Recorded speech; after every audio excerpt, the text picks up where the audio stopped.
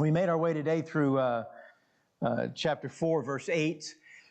Now, chapter 4, or the subject of justification, as you've seen a couple times today already, and we put it up here on the screen, we break that down because we've got this whole subject of justification that isn't just chapter 4. It takes us back into chapter 3, and it also takes us into chapter 5. So you have one section here that isn't really quite understood just by chapters and chapter division. So we have justification, and it's described for us in chapter 3, 21 to 31. Then we get the illustration of it, which is chapter 4. That's what we're working through today.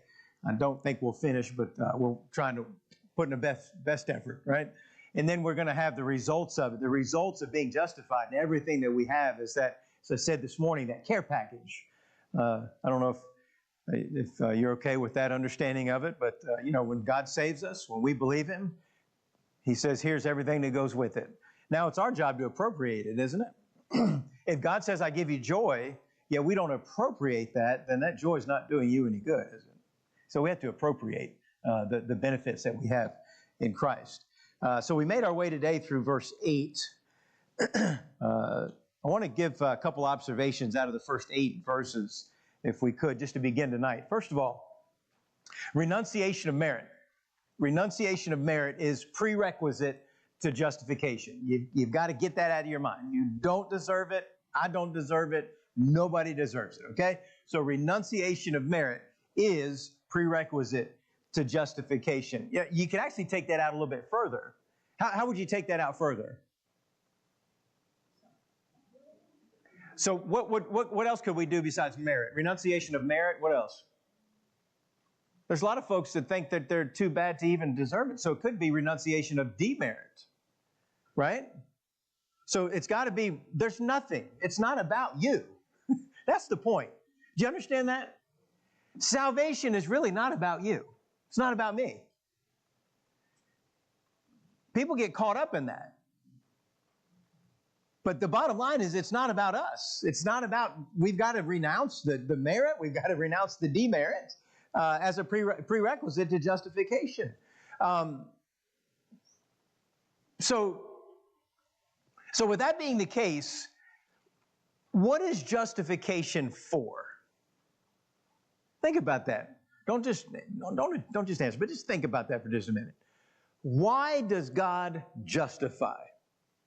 Why does God go? Why did He go through what He went through? That's it. The purpose of justification.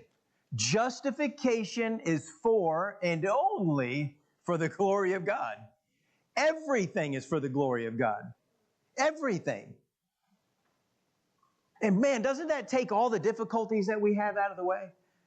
Because I'm not good enough to be saved, or look at what I do to try to earn it or merit it or whatever. Because it's not about that. Everything that God does is for His glory. The overarching purpose of God and the Word of God is the glory of God. Every bit of it. That's what everything is for. When I get up in the morning and I study to teach you, it's not for you. It's not for me. It's for the glory of God. We get benefited from it. We get some benefit from it. But God is the one that's in focus. When I get up in the morning and I do work, it's for the glory of God. Whatever it is you do, for the glory of God. Every single bit of it. I mean, understand this, that God did not save me, and He did not save you because He felt sorry for me. He didn't save you because He felt sorry for you. Nor did God save me because I wasn't that bad. God picked me out of the crowd, said, he's not that bad, He'll save that one. This one over here, he's beyond help. God saves us for His glory. Now, you could put in there for our good. We don't even know why For His glory. Yeah. You could even go as far as to say, as we were saying this morning, you could even go as far as to say that God obviously made allowance for sin, did He not? He didn't create sin. No. Satan fell. Man fell. Man made the choice. Satan made the choice, right?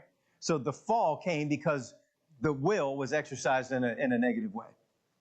But you could say that God made allowance for that because that actually would give him more glory. And then you take a sinner that's dead. You understand what that means, right? You ever been to a funeral? They laying in the box, see them in the box. They do anything? They don't do anything, do they? Nothing. Dead people don't do stuff, right? Dead is dead. And God takes a dead person and makes them alive. His glory. It's all for His glory. Every single bit of it. Everything we do, how we think, what we say, why we do what we do. It's not for the glory of man. You know, man has fought that from day one. Man has fought it from day one because there's something in all of us that say, I want to have a little small hand in that thing. Can I just do something? Can I bring the gravy for the mashed potato? Man always wants to have a hand in whatever it is that he's involved in. You see, we've got a blessed man. Take a look at it. Why do we have him in verse 7? Saying, blessed are they whose iniquities are forgiven, whose sins are covered. Blessed is the man to whom the Lord will not impute iniquity. Why do we have a blessed man, a blessed man? Why do we have this guy in verse 7 and 8? The reason we have him is because what? He cast himself on the grace of God, didn't he? That's the only reason we have a blessed man, which is our second observation. Only those that will cast themselves on the grace of God, ultimately, that's the only people that will ever be happy. Now, you can have little spurts of happiness in life and still be miserable. It happens. We see it happen all the time. But the only one that's ever going to be truly happy and satisfied in life is the one that casts himself on the grace of God. And then we start growing. Then we start understanding it and appreciating that. You know, a man can look himself in the mirror and say, look how bad I am.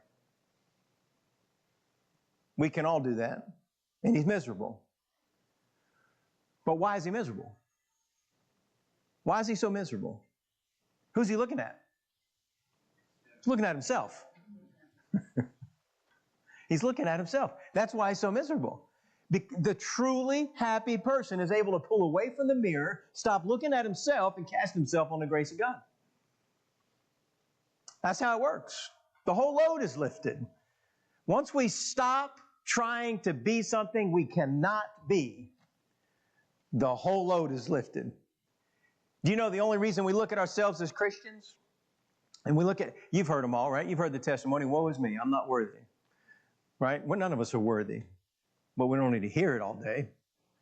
You know, the only reason that we as Christians look at ourselves and say that I am just not worthy enough. And we look at the gift that God gives us, and we think that there's some people out there that think they can lose the gift that God gave. It's the craziest thing you ever hear. But there's people that think that way. Do you know why somebody might think that way? They unplugged from grace. Somewhere along the line, they might have got plugged into grace, but then they unplugged from grace. That's how that happens. What happens when you unplug from grace?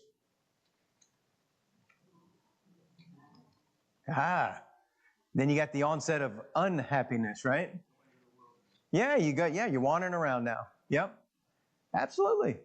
That's the way it is. You unplug from grace, then you've got the onset of unhappiness. That's the way it works. So we've got justification by faith, not by works, verse 1 through 8. Now, it's not by ritual or rite or whatever you want to look at that, whatever kind of exercise you want to go through. Verse 9, 10, 11, and 12. Let's read it. Verse 9. Cometh this blessedness then upon the circumcision only? Now let's try to get this down. Who's the circumcision? That's the Jews. Or upon the uncircumcision also? Who's that? That's everybody else. Okay? Just keep it simple. Jews, everybody else. Okay? For we say that faith was reckoned to Abraham for righteousness. How was it then reckoned? Was it when he was in circumcision as a Jew? Not the act of it. Not the act of it. Was it when he was when he was a Jew or not? See that verse 10? Not in circumcision, but in uncircumcision. He wasn't a Jew. Verse 11.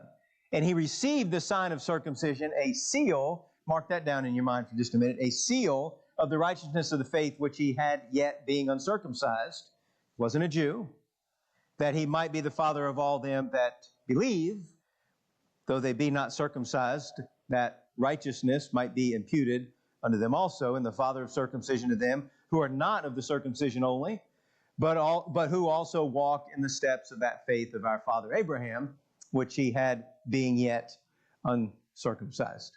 Now, I think that our first section, verse 1 through 8, leads to a question. All 8 of those verses, when you put them all together, it leads to a question. If you look back at verse 3, let's see if we can find it. What says the scripture? Abraham believed God, and it was counted unto him for righteousness. Now, is the promise of justification by faith limited to Abraham and his descendants? That's the question that comes in. So what's going to happen is that verse 9, 10, 11, 12 is going back to something and is going to answer that question. Okay? So verse 9 through 12 is going to go back to verse 6. Take a look at it. Even as David also described the blessedness of, now, here's what I want you to focus on, the man. See that? Okay, so we've got the blessedness of the man. What man? Mm-mm. So think, how wide does it go? Okay, so he's got blessed is the man, right? How wide does that go? Maybe better yet, we could ask it this way. How wide does Genesis 15:6 go? Abraham believed God and it was counted to him for righteousness. That's the illustration of justification by faith. So how wide does Genesis 15 go? You remember he takes him outside in the previous verse? He says, Abraham, come outside. Remember, because they're having a problem? God promised a child. Here we go, years later, and you still don't have one. He said, let me show you something. You're still going to have one. So don't go adopting kids and all that. Come outside, look up. So how wide is the man in verse 6? Well, if you count the stars, you probably get close to a number. That's how wide it goes. Do you follow? Okay. So verse 9, 10, 11, and 12, going back to the word in verse 6, the man, that's going to be looked at as wide as whatever we've got as the stars in heaven. So when you look at verse 9 through 12, 9 through 12 is an exposition of the man in verse 6. He says, I'm going to explain who that is and how far that goes and how wide that spreads. Okay, so 9 through 12 is an exposition of the man in verse 6. Look at verse 9. Cometh this blessedness. Now, a lot of times in the Bible, they're going to use abstract thoughts, right? Here, you have that. So you have blessedness. That's using something abstract to bring into focus something concrete. I think I just defined an abstract term, didn't I? Okay. So blessedness is using something abstract to bring into focus something that's concrete. By the way, as we said just a minute ago, circumcision, Jew. Uncircumcision, everybody else. We've got that down? Okay. Until it refers to the act, and then you can see what that is, right? He was this, or being this, or whatever. Okay? So when Abraham was justified by faith, Abraham was not a Jew. I know some people, I've said that before to people, and what? He's not. Abraham was not a Jew when he was justified by faith. And that means a lot, doesn't it?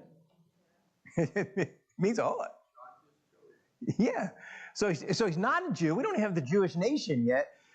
In fact, he was justified. It wasn't for 14 years later that we actually have the token that's going to point to what the Jews would be, which was circumcision. So you don't get that until 14 years later.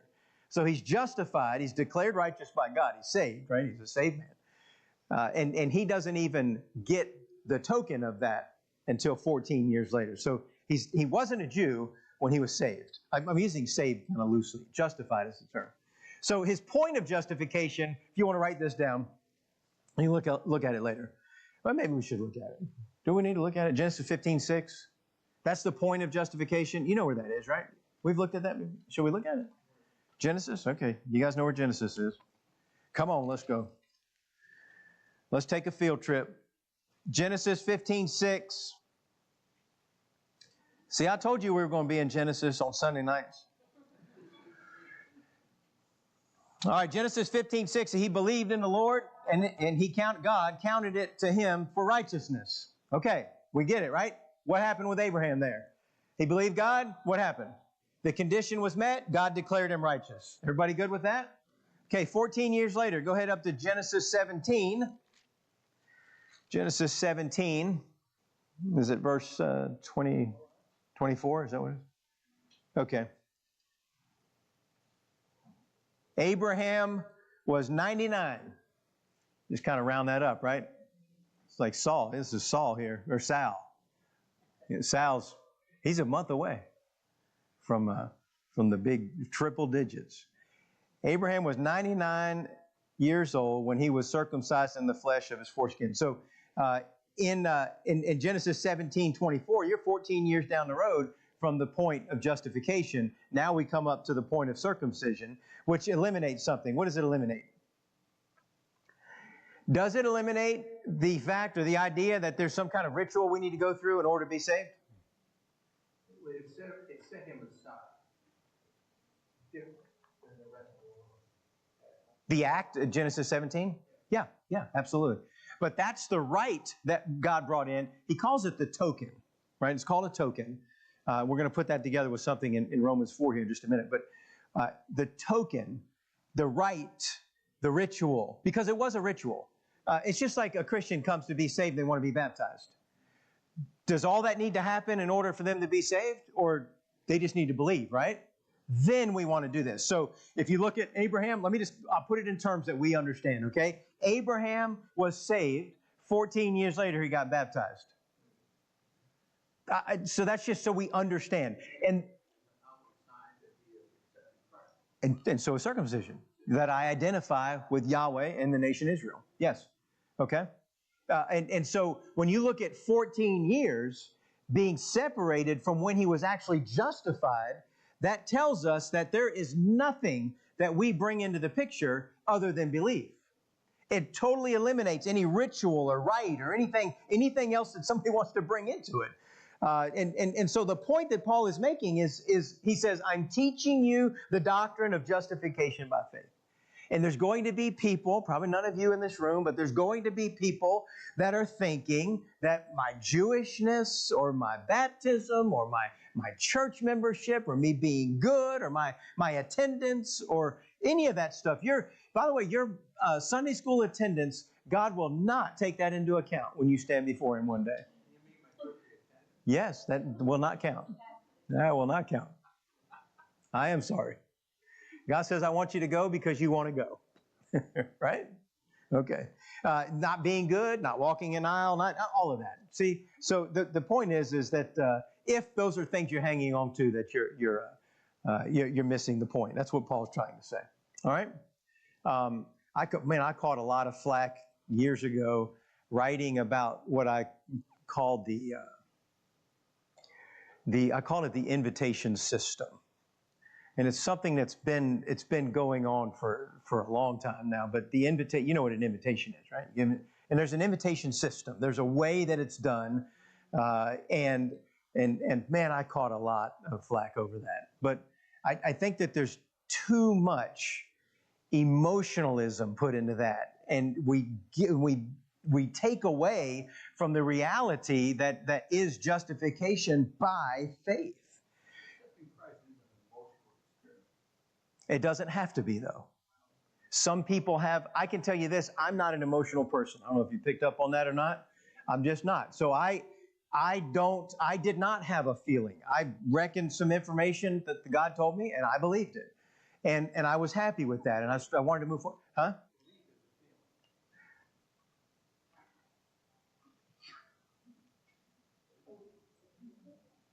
I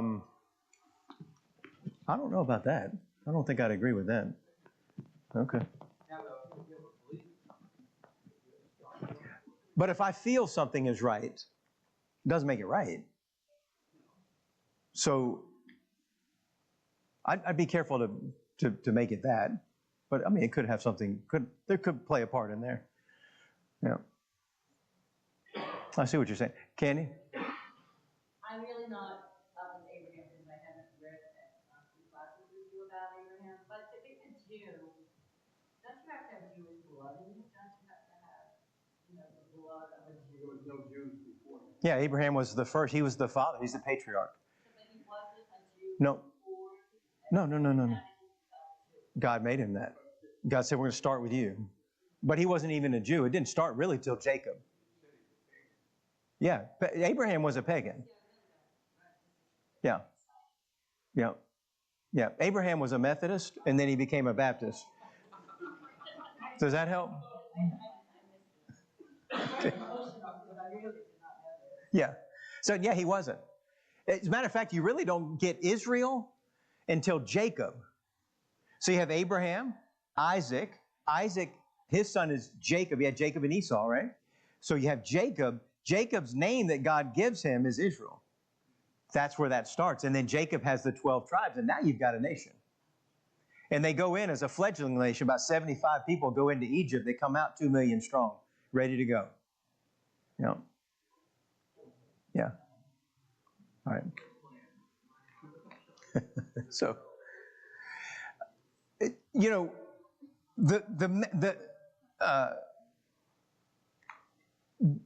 Paul's main objectors, because he's dealing with that in all of his writings. So his main objectors were leaning on Abraham.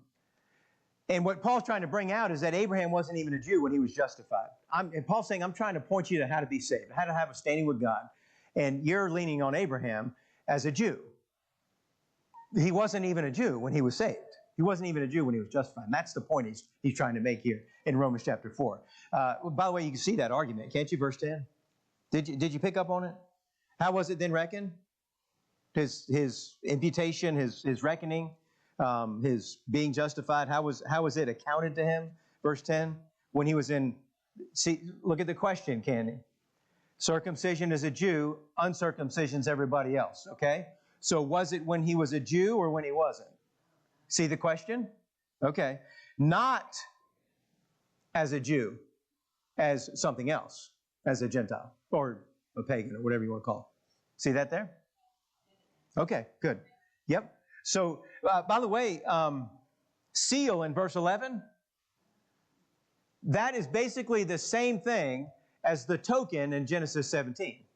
The phrase token. This is a token. Here it says in verse 11, a seal. It's the same thing. Which tells us what? Was his act of circumcision, his obedience in circumcision, was that a condition to his justification? No, not at all. Was not. And that's what he's trying to tell us here. This is not a condition to being justified. So this is what Paul does. He looks at the crowd and he says, hey, my Gentile friends, I want to let you know, all my Gentile friends, Abraham was justified when he was just like you. And then now for all my Jewish friends, you people are the called of God, his people, God's people, right? But Abraham belonged to the Gentiles first. He was uncircumcision.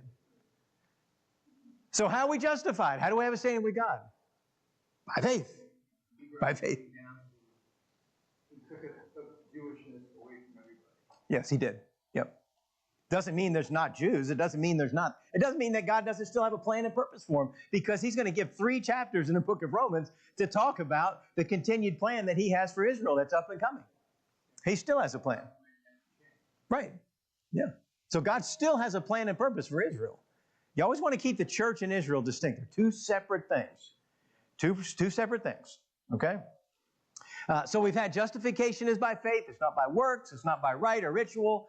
Now we're going to get into, and we'll spend the next few sessions with this, we're going to get into the fact that it's not by law, which is verse 13 down to the end of chapter 4. So the last point, it's not by law. The argument is this, that Abraham is our example. Now, he hadn't been circumcised when he was justified. But what about the law? Well, the circumcision was 14 years. The law was 430 years later.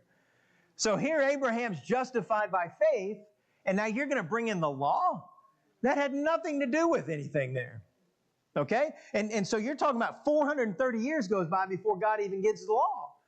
And so the point there is that a rite or a ritual cannot provide you a standing with God, nor can keeping the law.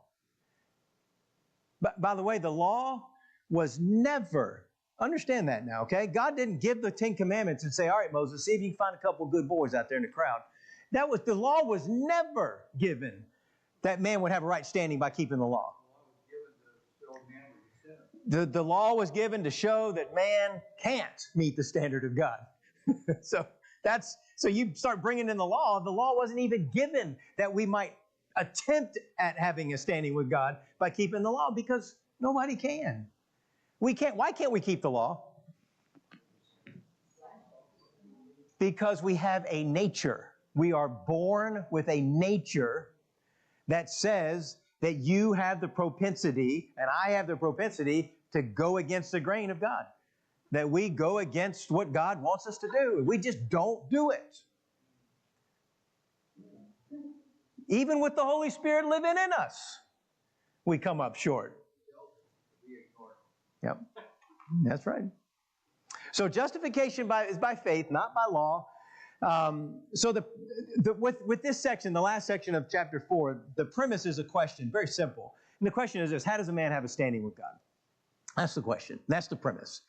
The first 8 verses, some are going to say that man has a standing with God by what they do. We just looked at the rite or ritual, and that says that some are going to have a standing by keeping a ritual, by doing something. All right?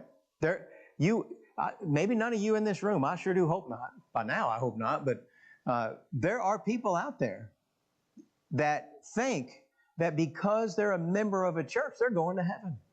Do you understand that?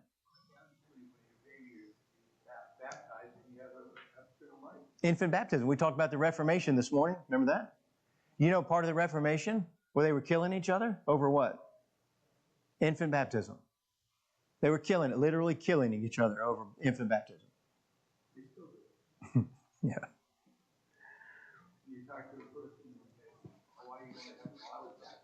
Oh, yeah. Yeah, there's people that hold on to that. That's why we do this, okay?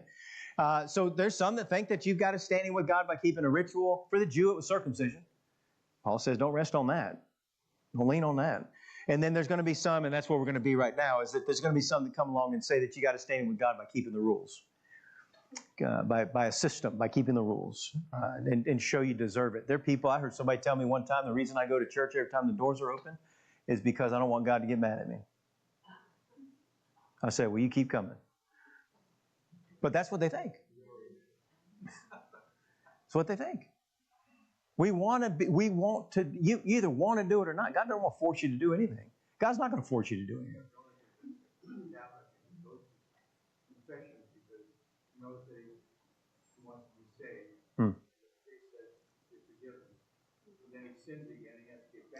You got to hurry up back. Yeah. It really is. Yeah.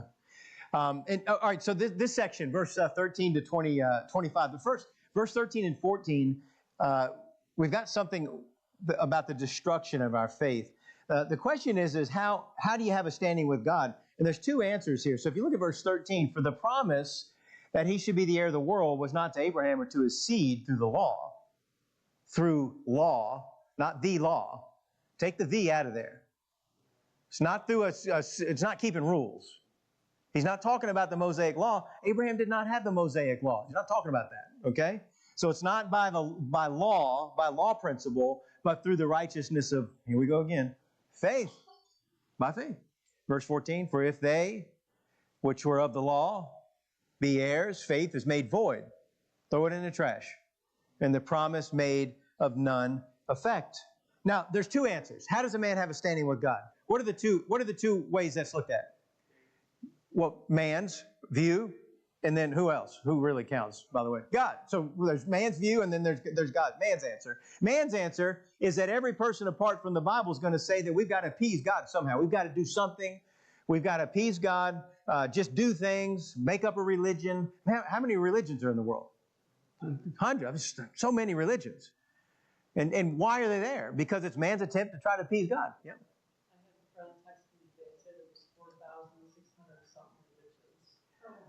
Okay. Based on a text message, 4,600. No, I mean, it's 100. We know it's hundreds, right? So it's probably thousands. I don't know. It's a bunch. There's how many different Baptists? I mean, it's ridiculous, isn't it? This and that. And that. So I think Southern Baptist Convention now splintered 3 ways, I think. Then you got independent Baptist. What kind of independent Baptists? What do you mean, what kind of independent? They're just independent. Well, no, there's different kinds. I mean, and then there's different kinds of everything. Because who's involved? Man. God's not. Man is, right? So it's man doing it. Now, why does man always want a system? Why always want some kind of rule system? Why does man want that? Okay, so he's got a way to measure himself, right? Man's got a way to measure himself. So I can look at my week. This past week, I did a whole lot better with the rule system than Jerry did, right? So I feel so good now, right? And I want everybody to know that too, by the way. That's how we act, isn't it? I did so much better and he broke the rules. So Romans 13-25, again, you've got that word law. It's going to happen 5 times, but it does not have the definite article. And what we're saying is that we're not talking about the Mosaic law. We're talking about a system. We're talking about rule principles. We're talking about a law principle. Right? Now, when we have rules, who makes the rules? Man does. Man makes the rules. When Israel was left to themselves for 400 years between the last prophet talking and John the Baptist coming, when they were left by themselves, do you know how many laws they came up with? Oh, no, that's how many's in the Bible. No, they came up with thousands. When you look at the book that they wrote in 400 years of the things, that's the stuff they were nitpicking Jesus about. Oh, you picked a grain of wheat. That's not in the law. That's in their book that they wrote. Do you understand? And so as they were left to themselves for 400 years, they're just writing rule after rule after rule after rule. They did. Yeah, they wear that stuff when hanging, their underwear hanging out of their pants and all that. I mean, you can see it today. You've been to Israel. See how they dress? Yeah. I saw an experiment not long ago where this guy went around and he was asking Jews, they were wearing the Orthodox get-up, right? And so he's walking around and he's asking them, and the translator's with him, and he reads that little passage in Isaiah 53. He was oh Lord, all we like sheep have gone astray, and so they read Isaiah 53 to him, and they ask these Orthodox Jews, is that Old Testament or New Testament? Every one of them said New Testament. I didn't think they even don't they take that out? Well, they do, yeah. But I mean, it's it. They make some changes, but they've definitely got to make some changes with some of that stuff. But anyway, I thought that was interesting. Okay, so remember, law is not the law. We're talking about a system or principles or whatever. So whenever you say that, you're saying that when I say that I want to go by a system or rules, basically what I'm saying is I'm willing to face God on the basis of pure justice. In other words, I'm saying to God, when I get there and meet you face to face, run the video. That's what you're saying. Would you want to do that? My goodness, no. and run the video, and the good's going to far outweigh the bad. So I think we're going to be good. Yeah, I wouldn't feel good about that. Not even on my best week. Say, God says, all right, pick your best week. We'll just look at 1 week. That wouldn't even work. Even my best week wouldn't even work. I'm telling you guys too much. All right, so that's man's answer. God's answer. Now, shot through here is this. You've got not by law, by faith. You're going to have the two contrasted throughout the rest of chapter 4. Verse 13, for example, for the promise that we should be heir of the world was not to Abraham or to his seed through law, but through righteousness of faith. So it's not law, it's by faith. See that idea? By the way, ultimately, the seed of Abraham is who? We've talked about this before. Who's Abraham pointing to? Christ, right? Ultimately, the seed of Abraham is Christ. So we've got the worldwide idea. It's a universal idea through Christ. That's the point, okay? Verse 14. For if they which are of the law be heirs, faith is made void, and the promise made of none effect. By the way, they which are of law, of is a preposition that means that's your source. Okay, so if that's your source, that's how you're trying to have a standing with God, you just made faith void. You just voided it out. Okay? This is God's answer. By the way, are there any consequences to mixing things with faith?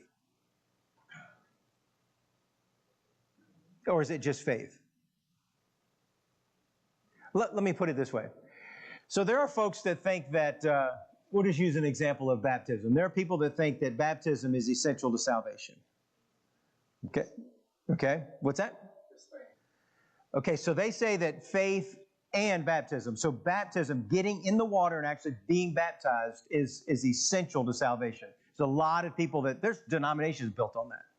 Church of Christ, for example. Yes. Let me ask you this question. Based on what he just said in verse 14, do you see it there?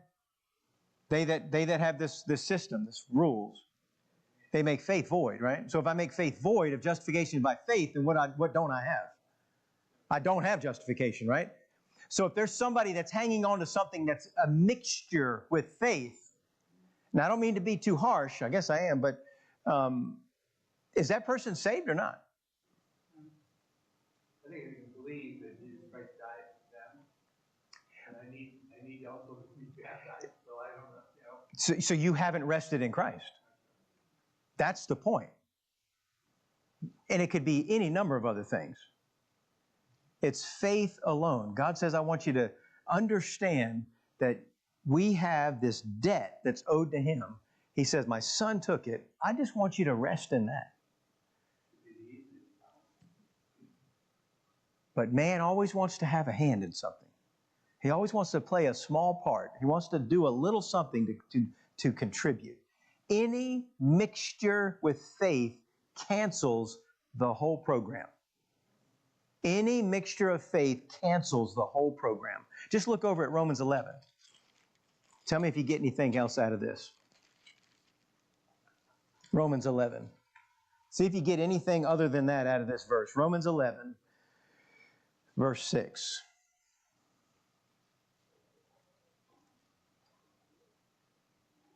Listen, I've had people that I love and care deeply for that were holding to baptism. Yeah, verse 6, Romans 11. If by grace, then it's no more what? So you cannot, there's nothing that we bring to the table, right? I know people that like that when they're saved, then let's get them baptized real quick. No, I want them to understand what they're getting into. I don't want them to think that that's got anything to do with it, right? Anything they do more than faith waters down Christ's death. It sure does. But let's keep reading verse 6. And if by grace, then it's no more of works. Otherwise, grace, it's not grace anymore. See that?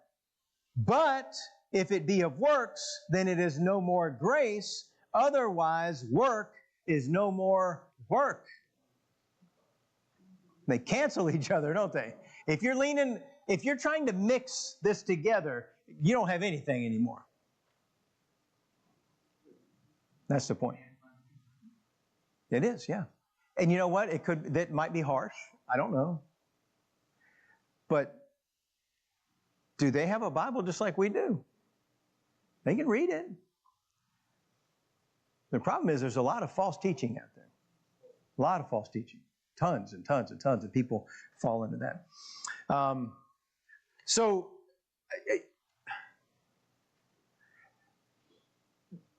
Over history, just in short term, just take the last 250 years.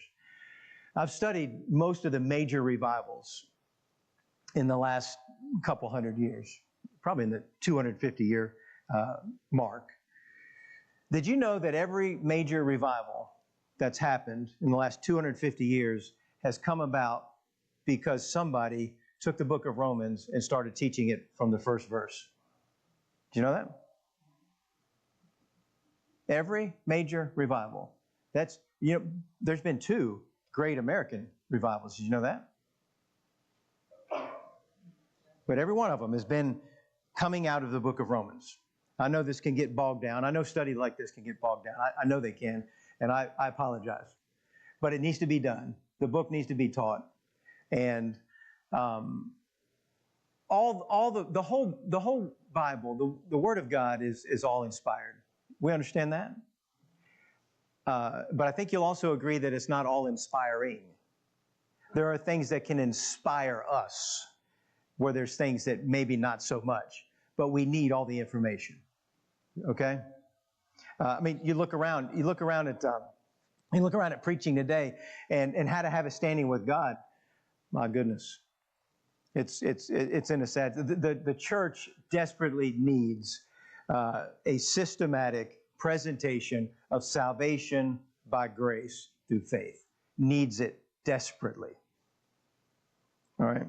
Now, Paul's being very precise, very sharp with his words. We study that way in something like this. And he's going to come in and tell us about the necessity of faith. Verse 15. Because the law works wrath. For where no law is, there's no transgression. Therefore, it is of faith that it might be by grace. By the way, you got a lot of italics in there. Let's leave them out. Therefore, of faith, that's the source, that by grace. You don't need any of the italics there. As a matter of fact, the italics skew it. To the end, the promise might be sure to all the seed, not to that only which is of the law, but to that also which is of the faith of Abraham, who is the father of us all. When somebody holds to a law principle, they basically, that's what he's saying in verse 15, they basically pile up wrath on themselves. That's verse 15. They're just doing it to themselves, just piling it. How does a law system bring wrath? Well, if you look at a law system, law principle sets forth the requirement, right? Man, how's he handle that? He fumbles the ball, right? All right, so man inevitably violates the requirement. And then God is left to do nothing but do what? Punish. He can't do anything else. It's just automatic. The law can also drive people to the Lord. It can. But a keeping of the law, that's what you're resting on. That's what he's saying here. Resting on the law. Man is going to inevitably violate the law, which leaves God with nothing left to do but punish. So what does he mean in verse 15 where he says, where there's no law, there's no transgression?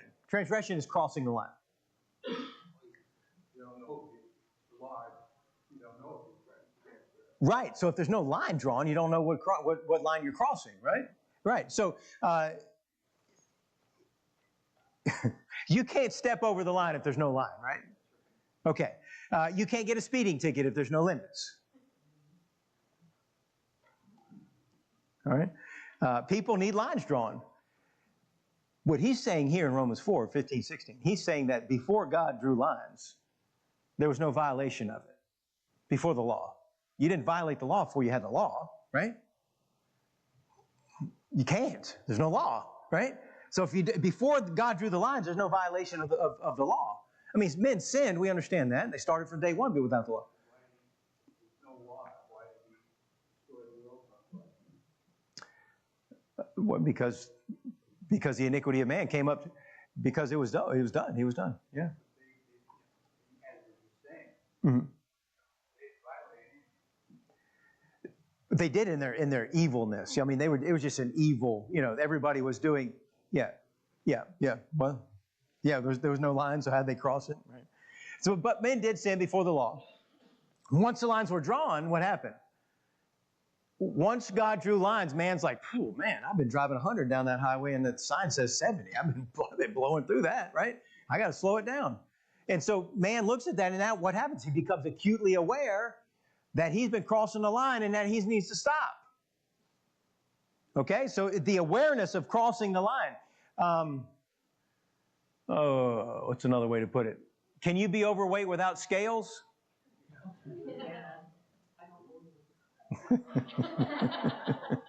Sure you can. You just might not be aware of it, right? Right. Yeah. That's the best way. Yeah, don't get the scale. Right. Yeah, don't. Right. It's like the lady said, don't go to the doctor if you don't want to be sick. Well, they seem to find something wrong, don't they? Every time. Verse 16. Why is faith so necessary? What's the only thing that coincides with grace? It's the only thing consistent with grace. Faith. That's why it's so necessary. It's the only thing that's consistent with grace. Now, beginning of verse 17, 17 is a pretty powerful verse. As it is written, I have made thee a father of many nations. Before him whom he believed, even God, who quickened the dead and calls those things which be not as though they were. Now, our translation might be a little bit obscure, but let's see if we can make some sense out of it. What he's doing here, beginning in verse 17 down to the end, is he's going to summarize everything he's been talking about. God does that. Why does God do that? Why does God tell us something and then come back and tell us again and again and again? He's hoping somewhere along the line we're going to pick it up, right? He's saying, okay, I'm telling you this in the first part of chapter 4. I'm going to tell you again in the middle part of chapter 4. And by the way, before we're done with chapter 4, let me just summarize this whole thing, right? Because that is what we need. So a summary that Abraham was justified by faith. By the way, I would really take this little portion right here to be the most intense in the Bible on this subject, even more than Hebrews 11, which is the faith chapter, right? This is the most intense portion here. So we're going to have something about its content and its maker and the recipients, okay? Then he's going to finish up by saying that we too, that's all of us, are justified by faith just like Abraham. The content, chapter 17, the first part of as it is written, I've made thee a father of many nations. What did God say to Abraham when he responded in faith? I'm going to make you a father of many nations, right? I'm going to make you a father of many nations. So he would have what? He would have a physical posterity. Didn't we get that back in verse 1? What shall we say then that Abraham our forefather? Physical posterity, right? And then here in verse 17, what do we get? A spiritual posterity. So he's going to have a physical posterity and also a spiritual posterity. He's the father of us all in what sense? In what sense is he the father of us all? Anybody that exercises faith. Anybody that comes to God by faith is a son of Abraham, so to speak. So he's the father of us all in that those who exercise faith are his children. It's interesting, he doesn't say, in verse 17, he doesn't say, look at it, as it is written, he doesn't say, I will make you this, does he? He says, I have done what? I have made you this. He says, I have done it. I've made you this. By the way, when he said that, that was before Abraham had children. So in the Old Testament, there's something that we call the prophetic perfect. In other words, God will say something as though it's already happened, and you still got a long ways to go. Isaiah 53. We just talked about Isaiah 53. That was 800 years before Christ climbed up on the cross. And God writes it as though it's already been done. Right. But it is a point to us that this is something that when God says it, it's done. So I have made you this even before you've had children. That's how God puts things. That's how he says things sometimes. So understand the prophetic perfect is important to understand. Now, that's the content. The maker, who is it that does it? Verse 17, last part. Who makes the promise? Well, God's described in two ways here. Before him, whom he believed, even God. What about God? What's the first thing he says? Who quickens the dead. See that there? Okay, so he's going to describe God two ways. He's going to describe him by using a broad statement with two ideas. He's going to give us physical and spiritual life. How about some examples? Lazarus, did he die? He was stinking dead, right? That's what Martha said, right? He was really dead, and God did what? He gave him physical life, okay? So God can do that. That's what he just says here in verse 17, okay? So he can give life to the dead. That's Lazarus, an example. Ephesians 2, you who were dead in trespasses and sin, hath he quickened, he made alive. So he gives you spiritual life as well. So we have physical life, we have spiritual life. What does he have in mind with that? Why is he saying what he says in verse 17? Even God who quickens the dead. What does he have in mind? Look at verse 19. And being not weak in faith, he considered not his own body now dead, when he was about 100 years old, neither yet the deadness of Sarah's womb. What is he talking about in verse 17, who quickens the dead? We know he's raised Lazarus. We know he gives spiritual life to those who will come to him by faith. Most likely, what he's talking about when he says the God who quickens the dead, most likely it has to do with Abraham and Sarah being able to have children now. He's going to give life to that aspect, procreative ability. That's what he's talking about in verse 17. The God that gives life.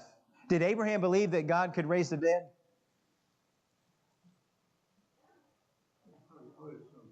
Okay, so... If he killed his son, Yep.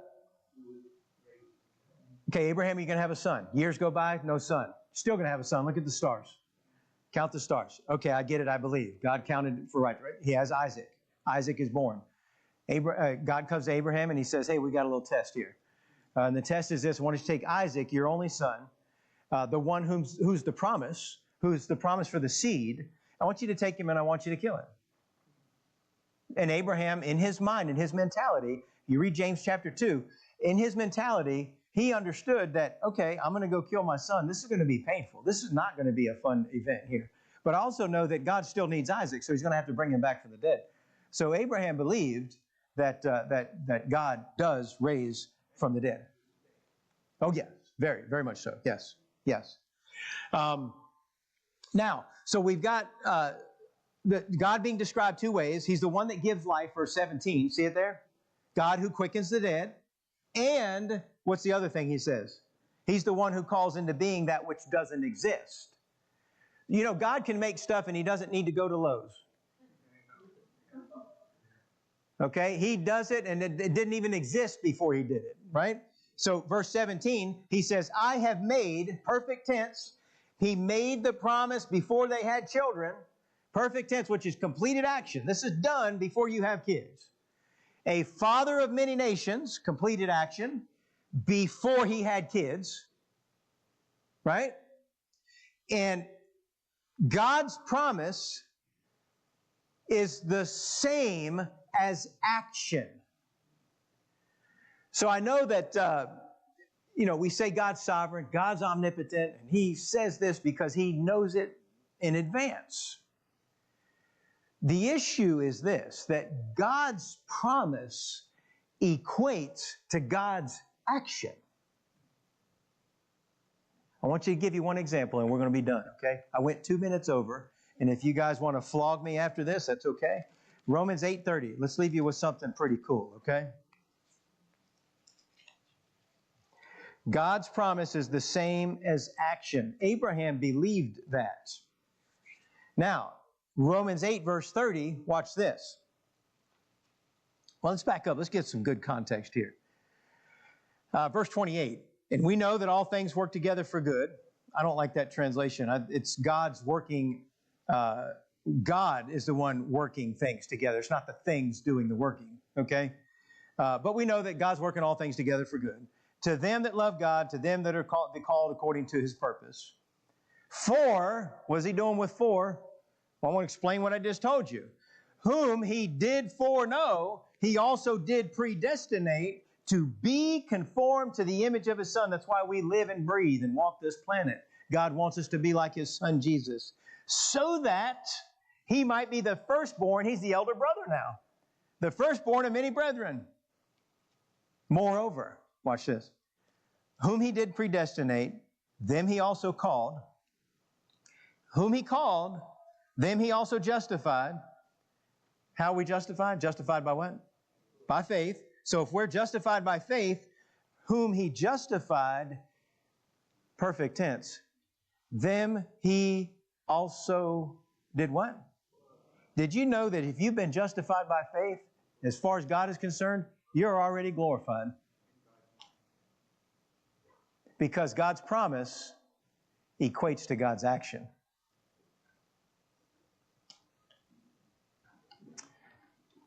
Everybody good? That's right. Even though you might not feel it sometimes. All right. The fact is, what God promised, God will do. Let's pray. Father, thank you for your